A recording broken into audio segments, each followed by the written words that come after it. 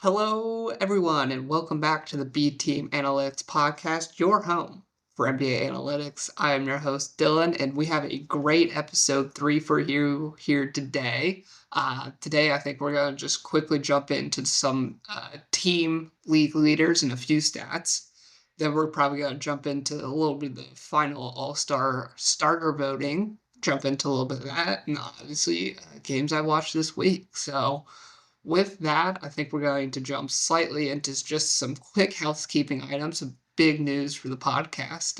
First one, we are now live on both Spotify and Apple Podcasts. So try to diversify wherever you get your podcast.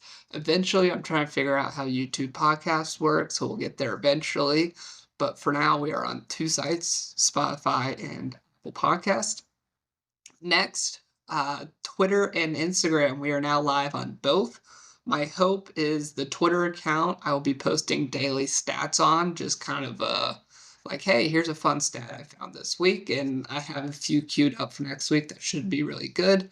And then Instagram, I think, is just going to be kind of a clip sort of channel, trying to drop just some quick clips, maybe some ad hoc sort of posts or videos that I find interesting that might not be worth a Twitter sort of post, but might need a little bit more of a deep dive, or as deep dive as a minute video can be. So that's kind of that. Finally, cadence of episodes. So the first two podcast episodes are actually pre-recorded just to kind of get my feet under me here and try to figure out, a little bit of what I'm doing, obviously. So I took everyone's feedback from the first two episodes, and hopefully from now I will be posting weekly, hopefully on Sunday, maybe on Monday, depending on how everything goes. So we will be a weekly podcast on Sunday going forward. So with that, we have a jam-packed episode, so let's jump right into it. To start the podcast, I think we, jump right into the analytical side of the NBA and kind of talk about some of the major statistics that I talk about, maybe some team league leaders to go along with that, to give you a little bit of context as far as, if I'm spouting out a number that's like, true shooting percentage is 68%, which is fantastic. That really doesn't have a number unless you can kind of contextualize, what that number means, how that stacks up with the rest of the NBA. So I'm thinking for this, at least I can get you team ratings. And then if I do, spout a player rating in there, you kind of stack it up with, hey, this player's shooting 58%. They're in line with, say, a Charlotte Hornet shooting percentage. Just kind of my hope with this, and something I realized I was doing a lot in the first two episodes, at least, just spouting a number without telling you what it means. So, with that, I have about 5 stats that I kind of want to get into. First, let's talk about at least pace. So basically, possessions per game here. So a lot of this, and especially in recent years, we're kind of in the space and pace sort of NBA. So a lot quicker games than we've seen in the past. So more possessions, more shots, spreading the floor as much as possible. And that's pretty much evident. Right now, in the last 7 years, we're basically seeing about 98 to 100 possessions per game, which is really quick if you stack it up between, 2012 to 2000 sort of years, where really we were only getting about 90 to 92 possessions per game, which can kind of tie into a lot of the scoring we're seeing nowadays just because we're getting quicker and quicker and quicker as we go along.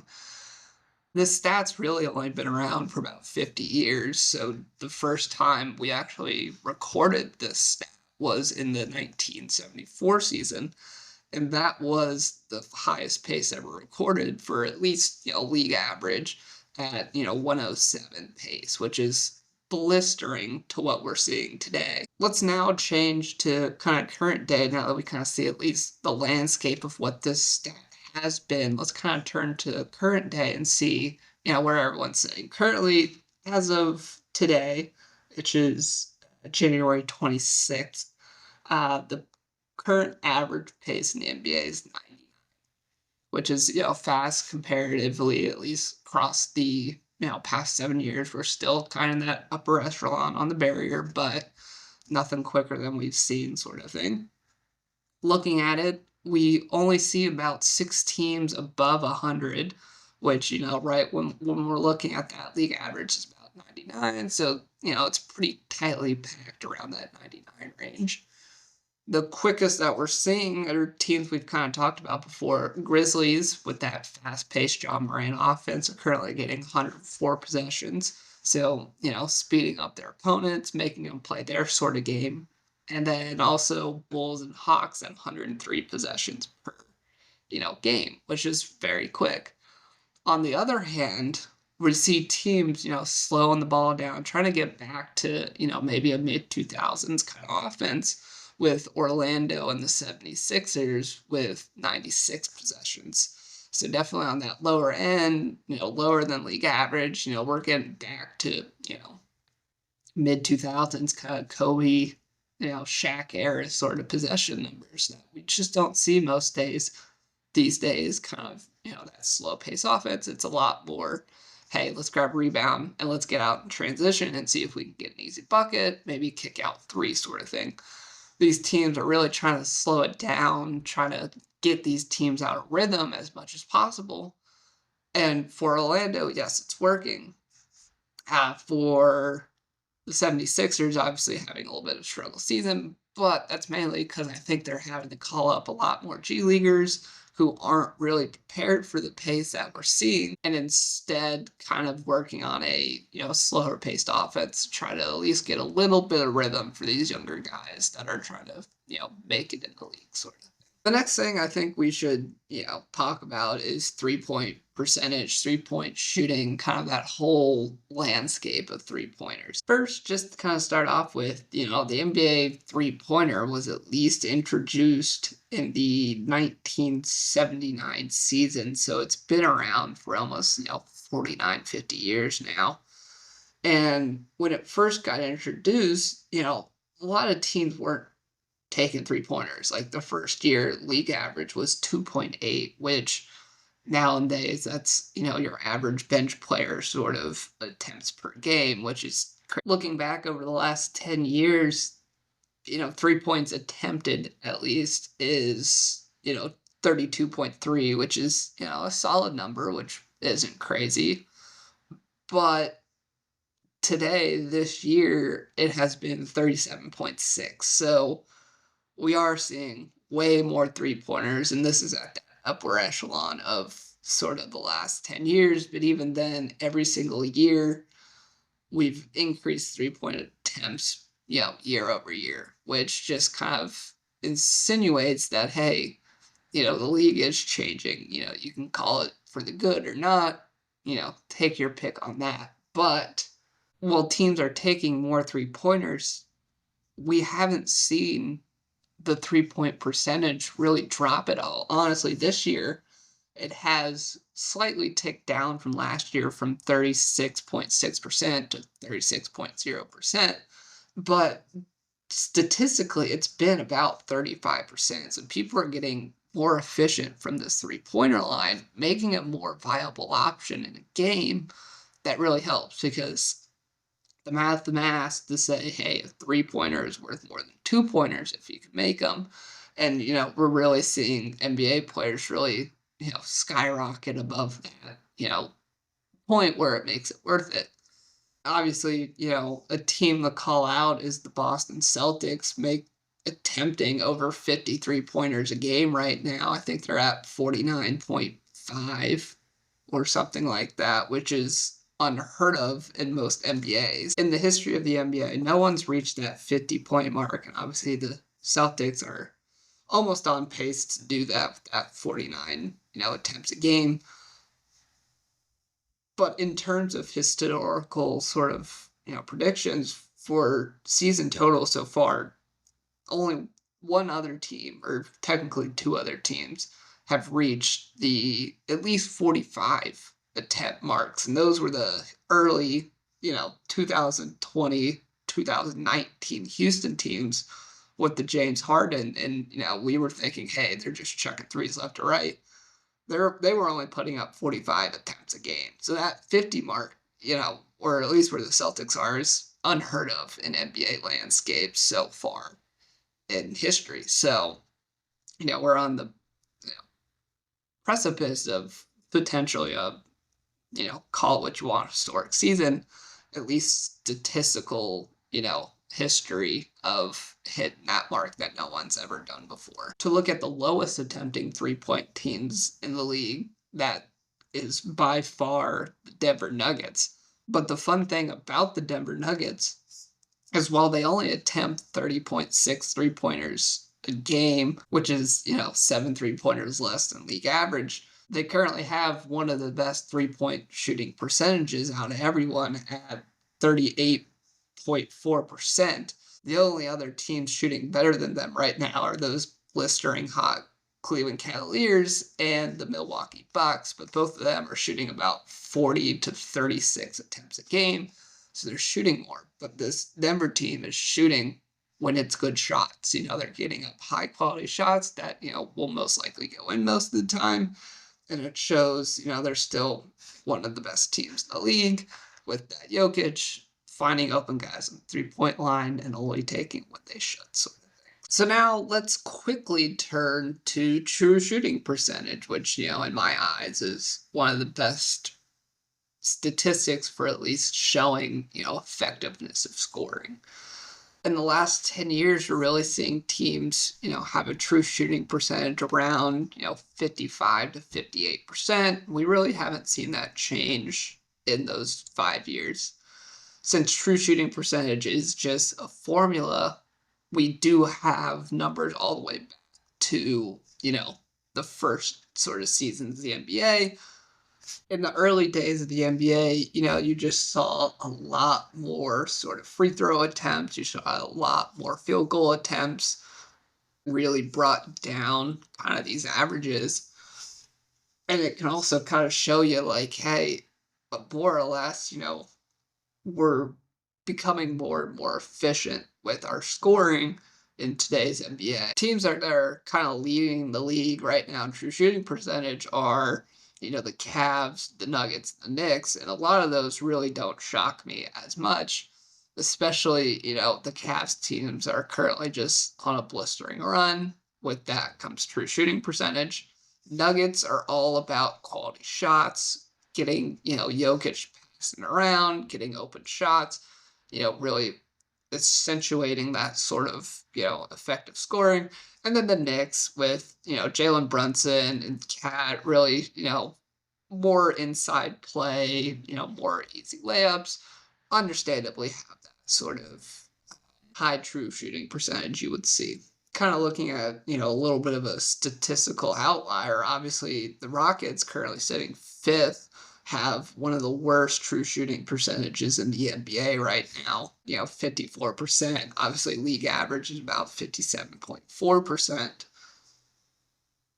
But they're sitting third place in the West right now, which means, they're doing something. And with that, they have one of the third best defensive ratings in the NBA, which is fantastic to think that, hey, you might not be scoring, but you're at least making up for it on the other end of the court with your defense, playing lockdown defense to hopefully, get the chance on the other end to, score when you get some stops on easy buckets, sort of thing. Finally, let's quickly touch on net rating and a little bit of offense and defensive rating, just because it goes into that. Obviously, net rating has an NBA average of 0 because, you're comparing, different sides. It's going to net out to 0. Currently, offense and defensive rating are currently sitting at 113.5. And league leaders in net rating are, teams that we expect. Thunder are 1 with 12.3. Cleveland is 2 with 9.5, and Boston is 3 with 9.1. So really, those teams that we think of at the top of the league are really standing out in these categories. And especially, low and holding teams to low, defensive rating. For example, Oklahoma City Thunder sit at 1 with a 1.4 defensive rating, which is, leading the NBA, slightly behind the Clippers, who have that great defense, sort of thing. Looking at the other end, Cleveland's currently number one in offensive rating just because they've had that amazing start to the season with a 20 with a 122 offensive rating.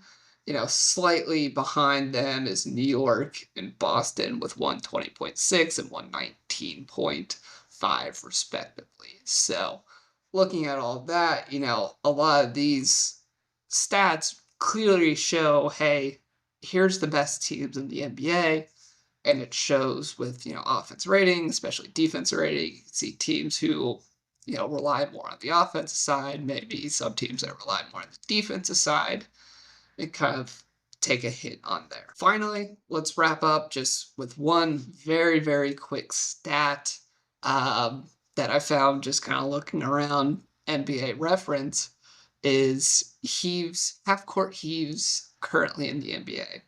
And Orlando currently, this is just attempted, by the way.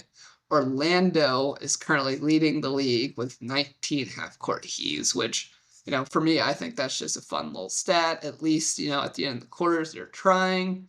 And I know coming down the road, I think they're looking into not counting some of these heaves at the end of the games to kind of incentivize this number to kind of go up. And I'm excited to see maybe if they do implement our team's taking more of these shots towards the end of the quarter game sort of thing. Next up, let's talk about All-Star starting voting that just finished earlier this week. And we kind of went to a new format this year, at least going away from the pure sort of, fan vote that we've seen in the past to kind of more of a weighted system this year, which, resulted in some funny sort of outcomes that we'll see that I'll talk about a little bit. To quickly touch on it, we had, no real surprises, at least from the starter's perspective. For your East starting lineup, or at least potential starting pool, you had Giannis, Jalen Brunson, Donovan Mitchell, Jason Tatum, and Kat. And for the West, you had Steph Curry, Kevin Durant, Shea, LeBron, and Nikola Jokic, which, aren't shockers by any stretch. A lot of these guys, are by far the best players in the NBA today. Looking at all three votes, so this year they did both a player vote, a media vote, a fan vote. By and far, all these guys were 1, 2, 3, 1, 2 in their respective categories. Some of the funny results from this, voting pool are coming from the player results. So players like Tobias Harris getting 2 votes, Aaron Nesmith getting a vote in there. Players like Jordan Walsh, who's played, maybe 5, 6 games so far, having a single vote. And you can kind of see, players, I think, were voting for themselves and maybe getting a friend or two to at least vote for themselves for, the All-Star game. And I think that's just hilarious. I mean, these player votes go all the way down to guys who I don't think have played a single game so far in the NBA and yet are still getting, player votes. And I think that's just kind of a funny little result to kind of look at and be like, yeah, okay. I would have definitely done the same thing if I was playing in the NBA and had a vote. I would vote for myself just because sort of thing. Finally, let's just quickly touch on maybe some splits that we might have seen to kind of, view the differences between some of these guys. And I think the first one that's really fun to talk about is Victor Wembanyama. Now, obviously, fan votes are one thing. Fans are going to vote for whoever they want. I think the fun split is to look between kind of the players' vote and then also the media vote as well, kind of seeing, what are the players thinking and what are the media thinking and see if they're on the same sort of train of thought. And Wemby's a good one because in the player vote, he ranked 4th in, the NBA, or at least for that Western Conference front court. But the media ranked him 2nd. So that might kind of show you maybe a little bit of a media bias, which makes complete sense because Wemby is, a great player. But in, the player's eyes, maybe he's not, all-star ready sort of thing. I think he will sneak into the kind of that reserve spot, at least for, all-star sort of caliber, but he might not be on that upper echelon yet.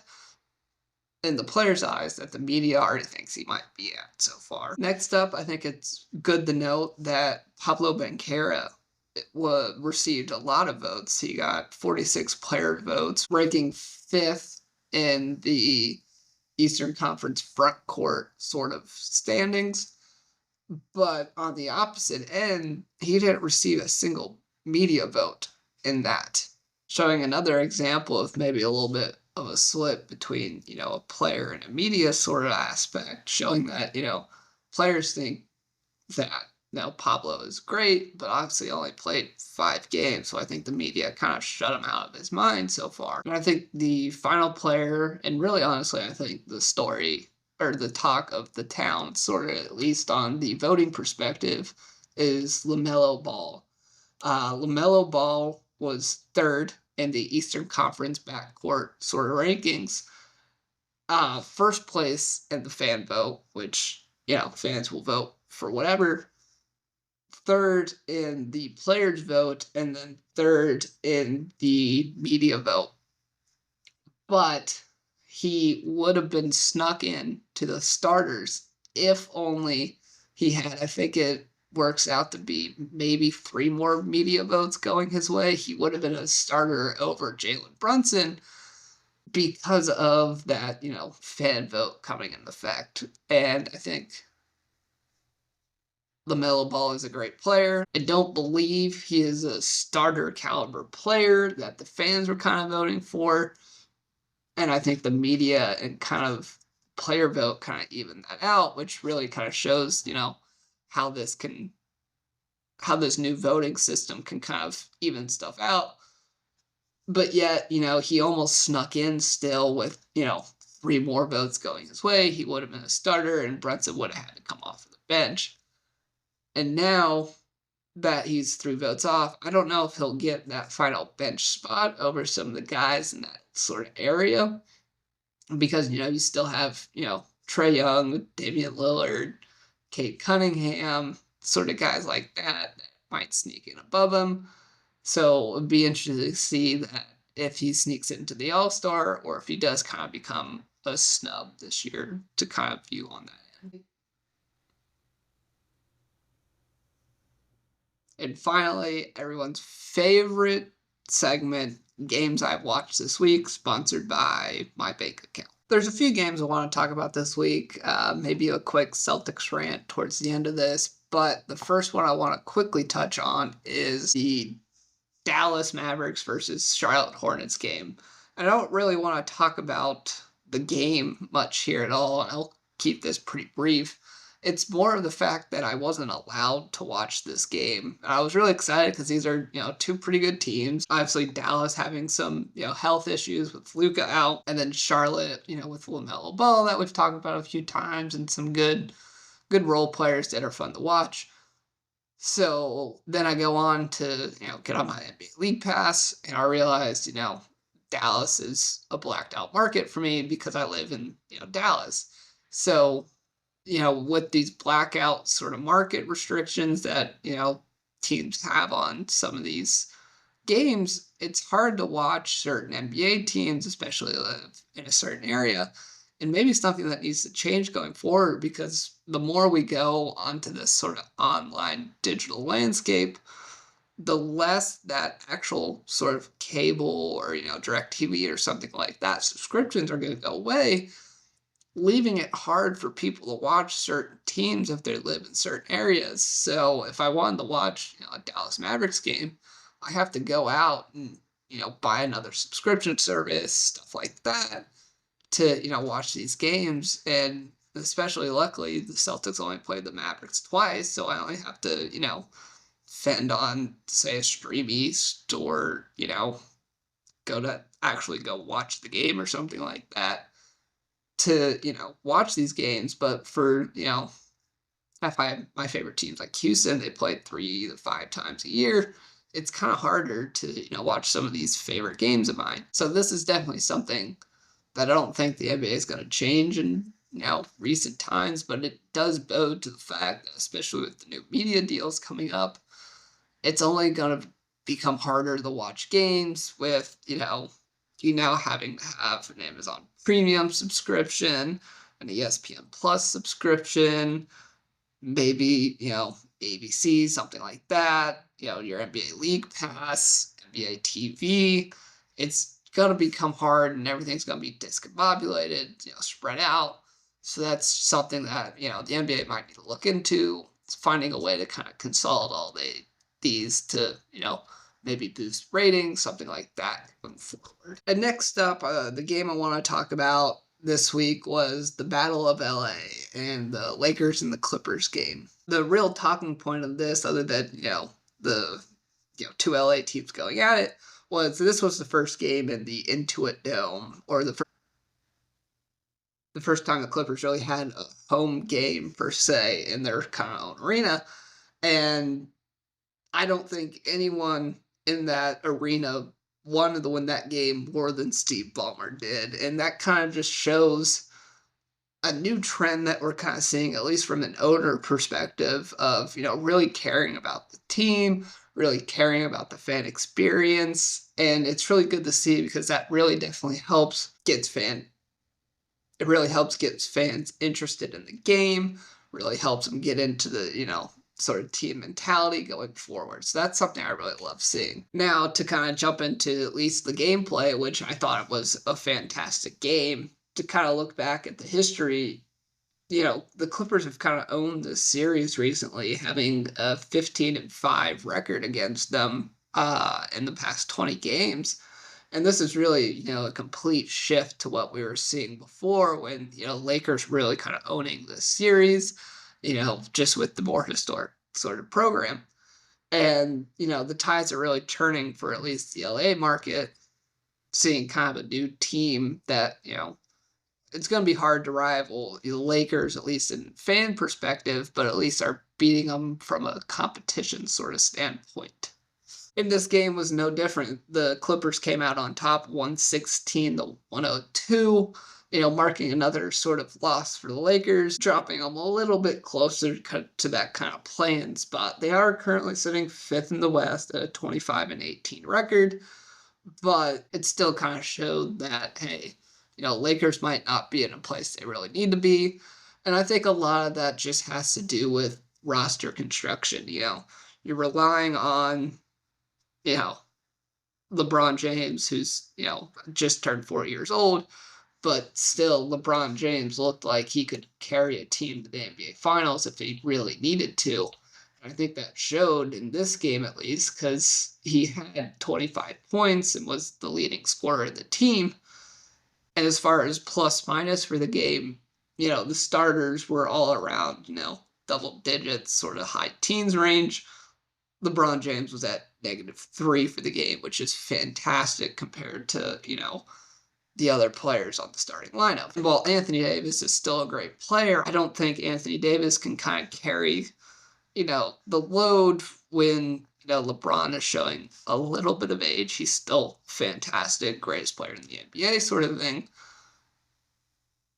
To carry a team to, an NBA Finals or at least, a Western Conference Finals sort of range without relying heavily on LeBron James. One player I quickly wanted to call out that I thought looked, promising was Max Christie. He's only played in 3 seasons so far, drafted in the, 2022-2023 season, but he looked like a really good sort of role player for the team at least, but he was kind of in that starting lineup, and I think he definitely fits more in a sort of, 6-man, maybe 7th-man sort of role for this team at least. Which bodes to maybe a conversation of what does this Lakers team kind of need? And I think they definitely just need, I wouldn't say, higher level starters. I'm not, obviously a third guy would be fantastic. I just think they need to upgrade some of these starting roles to, more of a starting caliber kind of player.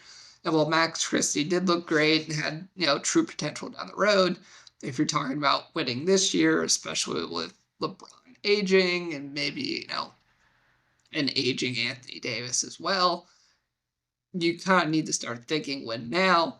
And to do that, I think you need to make some moves at this deadline, try to find some room to bring in maybe a second starter, a third, fourth starter that would really help that team out. And next up, I really want to talk about this Clippers team because this Clipper team looked really good, and they're only kind of sitting sixth place in the West right now. And I think a lot of that has to do with Kawhi just coming off the injury, them having kind of that slow start because of it. I think a lot of their success recently, at least, comes from Kawhi Leonard coming back. And, his first couple games back were a little slower than, probably wanted. But since then, I mean, he's popped off to look like, a great all-star kind of player. And, he showed it last year when, you're able to play. He played 68 games last year, putting up very respectable, all NBA second team kind of numbers. He's still one of the greatest players in the NBA, at least today. But he does have kind of that injury risk involved with that. And that showed in the first, part of the season, having to sit most of the first half. But in his, 6 game back, he is averaging, 13 points, 3 rebounds, 2 assists, which definitely seems very low. But in recent games, obviously this LA game, he had, 16 points, 16. He had a 19-point sort of day, 19-point kind of game, the game before. So it is just kind of getting back into this rhythm for him and kind of finding out where, his role in this team is. They have been really helped out by James Harden, who has played, all 41 games, averaging about 21 points a game, really relying on that. But even then, they have great guys like Derek Jones Jr., Chris Dunn, Kevin Porter Jr. from that Denver team, Zubrick, who they're, starting center, which is, fantastic, rebounder, plays really good defense. So it's really kind of a win by committee for this team without, Kawhi Leonard playing that first half. And I think just kind of sticking them back in there, you got to find your new roles. I think this team is going to be really good going forward, especially, sitting sixth without him. I think they can easily climb out of this kind of play-in tournament spot they might be in once, everyone gets settled in, and especially coming out of the All-Star break. I think you can definitely see a surge in those final 30 to 20 games that they have. And finally, I think I deserve at least a 1-minute Celtics rant here from the week we just had, maybe touch on a couple things. So I have my phone up, so once you hear the timer go off, I'll stop rambling there.